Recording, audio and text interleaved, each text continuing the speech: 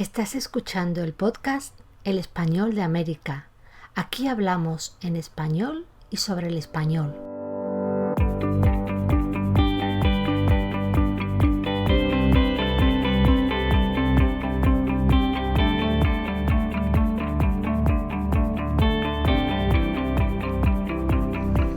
Bienvenido a este nuevo episodio del podcast El Español de América. Hoy te cuento cómo el castellano se convirtió en español. Vamos a hablar un poquito de la transición desde la época medieval hasta el siglo XVI, que es cuando empieza la aventura americana de la lengua española.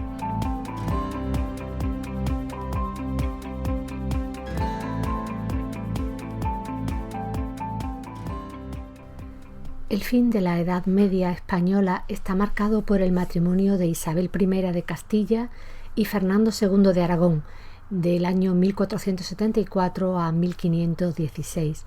Los Reyes Católicos desarrollan una política encaminada a la unificación de los distintos territorios peninsulares y tenían la pretensión de consolidar tanto el territorio como la sociedad española, ¿no? Incluyendo la consolidación de la unidad espiritual. En el aspecto lingüístico, este reinado simboliza el paso de lo que llamamos castellano al español moderno. Este proyecto culmina con la toma de Granada en el año 1492, unos meses antes de que Colón zarpara hacia su aventura atlántica. A la unidad política y religiosa de la península se suma la unidad lingüística.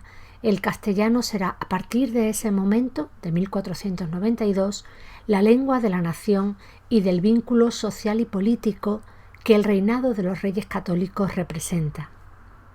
En este punto, el castellano ha dejado de ser la lengua de uno de los reinos peninsulares y se ha convertido ya en español, el idioma de la unidad cultural, social y política. Sin embargo, no debe entenderse que esta expansión del castellano fuera una mera imposición del Estado. La generalización de este romance, de este dialecto derivado del latín, frente a otros ya existentes, como el navarro, el leonés, el aragonés, el gallego, con los que convivía dentro de la península ibérica, la generalización y la importancia del castellano, como decía, estaba avalada por una superior vitalidad lingüística. El creciente prestigio social que había ganado a lo largo de los siglos precedentes y también la propia realidad de los hablantes, ya que de hecho el castellano es el que hacía posible la intercomunicación en la nueva realidad nacional. Digamos que era lo que comunicaba, la lengua en la que se comunicaba, por ejemplo, un hablante de gallego con un hablante de aragonés. A esta realidad hay que añadir que los pobladores de los territorios peninsulares que se iban ganando al Islam aprendían castellano. El castellano era la lengua en la que se entendía la tropa, el ejército, que estaba compuesto por personas de distinta procedencia peninsular, ¿no? Por otra parte, los literatos, los hombres cultos de la época, reconocen una mayor propiedad lingüística del castellano, una superioridad en su vocabulario y también en sus estructuras gramaticales. Quiere esto decir que durante el desarrollo de la Edad Media, el castellano había conseguido una ventaja respecto a sus hermanos peninsulares, a otras lenguas derivadas del latín existentes en la península, aquella que tenía mayor cantidad de hablantes y en la que se había desarrollado un cultivo lingüístico y literario que era ya notable hacia finales de la Edad Media. El latín seguía siendo la lengua de cultura, la lengua para los temas más elevados, la lengua para ciertas ciencias, pero la sociedad real va introduciendo en ellas cada vez más el uso del castellano. Por eso, cuando Cristóbal Colón se pone al servicio de la corona española, adopta este idioma para sus escritos. Tras la muerte de la reina Isabel en el año 1504, sobrevienen años de incertidumbre en la sucesión del trono y en el futuro de esa reciente unidad peninsular, hasta que ocupa el trono su nieto, Carlos I, en 1516.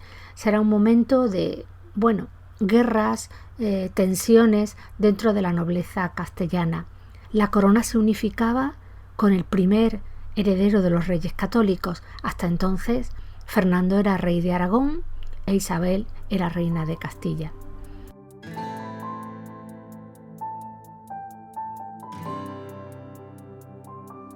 Carlos I será el primer heredero y con él España tendrá una proyección europea, porque Carlos es nombrado emperador de Alemania en 1519 y desde entonces sus viajes y su actividad diplomática y militar en Europa serán incesantes.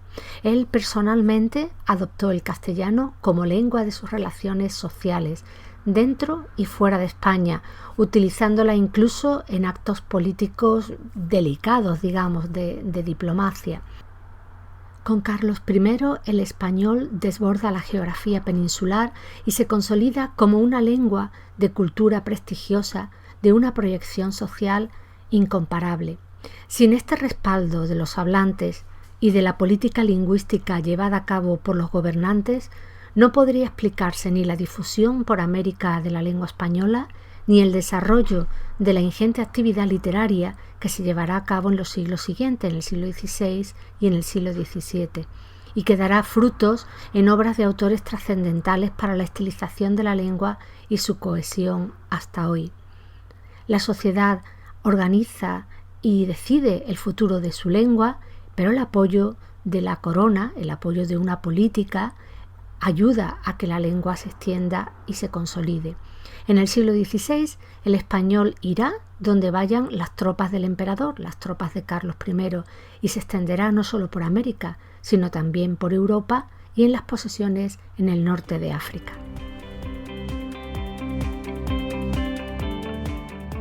El entorno de Carlos I será precisamente el que marque el concepto de lengua prestigiosa en el siglo XVI. A ese núcleo, a ese entorno del emperador, pertenecen importantes personajes que, además de una carrera militar o política, comparten intereses literarios. Algunos de estos individuos, como el mismo monarca, encarnan el ideal de cortesano que describía en su libro Baltasar de Castiglione. Precisamente un caballero del emperador, el poeta Garcilaso de la Vega, simboliza la dedicación a las armas y a las letras. Cuando el sucesor al trono de Carlos I, su hijo Felipe II, establezca la corte en Madrid en el año 1561, la norma lingüística, el concepto de prestigio, de castellano prestigioso, se vinculará con los rasgos lingüísticos de la documentación administrativa de los círculos culturales que se van a ir desarrollando en torno a esa nueva corte madrileña. Surge así lo que hoy conocemos como norma madrileña, precisamente. Por otra parte, la floreciente actividad económica de esta época tiene un núcleo y un centro que es Sevilla. Sevilla es una ciudad fundamental para todas las actividades mercantiles y especialmente todas las que están vinculadas con América. En esta ciudad, el castellano, llevado por los repobladores a lo largo de la etapa medieval, ha ido tomando características propias que lo diferencian del uso cortesano. El habla de Sevilla adquirió prestigio sociolingüístico por el auge de la ciudad como capital más importante de Andalucía y como puerta de América, por las actividades económicas y culturales que en ella se desarrollaban y sobre todo por el consecuente nivel socioeconómico alto de muchos de sus habitantes. Surge así la norma sevillana como uso prestigioso de un castellano más innovador y con mayor empuje social.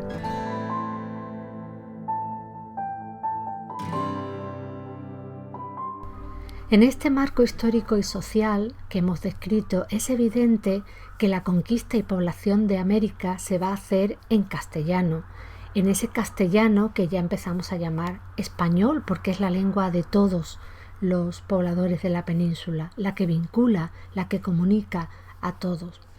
Puesto que la flota y toda la comunicación con América se va a gestionar prácticamente durante 2 siglos únicamente desde puertos andaluces, primero Sevilla y después de Cádiz, es lógico concluir que la norma sevillana viajó a América, sobre todo en el habla de los primeros momentos de la población, de los primeros pobladores. Ya veremos más adelante cuántos son o quiénes son esos primeros pobladores. El prestigio social, económico y cultural de la capital de Andalucía no tenía competencia en la época dentro de la península. A esto hay que añadir que los rasgos lingüísticos que definen la norma sevillana, digamos que ofrecían cierta ventaja, cierta facilidad articulatoria, era un proceso de simplificación más en la evolución que estaba siguiendo el castellano a finales de la Edad Media.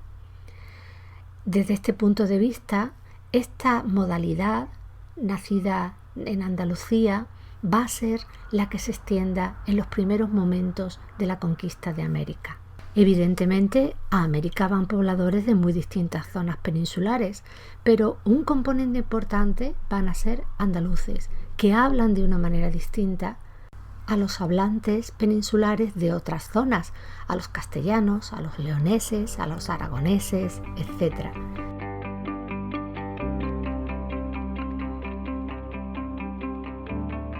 Pero no vamos a dejar nuestra charla de hoy sin contestar por qué en América se habla español. Pues como comprenderéis, en una situación lingüística de tanto empuje, tanta vitalidad como la que caracteriza ese final del siglo XV y principios del XVI, una época en la que hay un afán de unidad nacional que preside muchas de las decisiones, es lógico que la corona no hubiera dudado en imponer por la fuerza o de grado la lengua española en América, pero créanme, no hizo falta. Había un movimiento social que utilizaba el español. Lo natural era entenderse en español. Los primeros 20 años del descubrimiento fueron algo confusos. ¿Qué tierra es esta? ¿Cuál es su extensión? ¿Quién habita este territorio?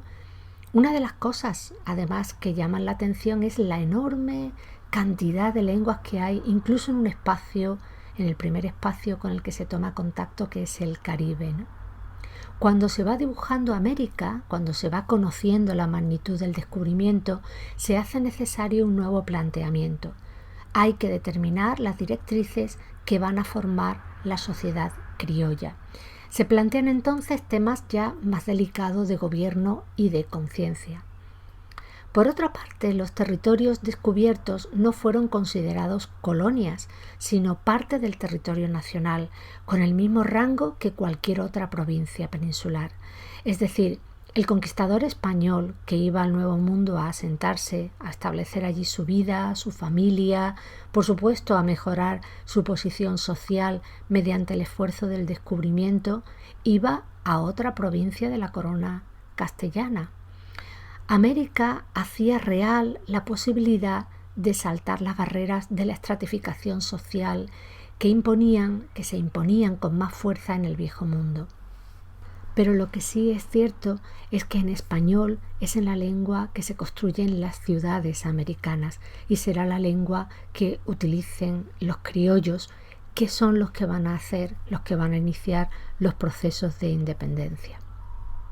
El español es una lengua que vincula España con América, la vinculó en el siglo XVI y lo vincula hasta hoy por decisión soberana de los países actuales que dibujan el mapa americano. Es la lengua que nos une, es la lengua que con todas las diferencias que sabemos que existen, le reconocemos un origen común. Dejamos pendiente para otro momento explicar cómo ese español que llega en el XVI va a ir extendiéndose por el continente y cómo va a ser el contacto con las lenguas indígenas de cada país, mejor que de cada país, de cada zona, ¿no? Y lo iremos viendo en otros episodios porque mucho le debemos a esas lenguas indígenas en el español que hoy se habla no solo en América, sino en España. ¿Hablas español? Pues yo también. Tenemos una hermosa lengua y una cultura que nos une lo cual no quiere decir que sea idéntica. Por supuesto, en esa riqueza y en esa variedad está precisamente nuestro lazo y nuestra unión. Hasta aquí el episodio de hoy. Muchas gracias por compartir tu tiempo conmigo. Puedes dejarme tus comentarios o sugerencias a través de mi web evabravogarcia.com. Un saludo y hasta pronto.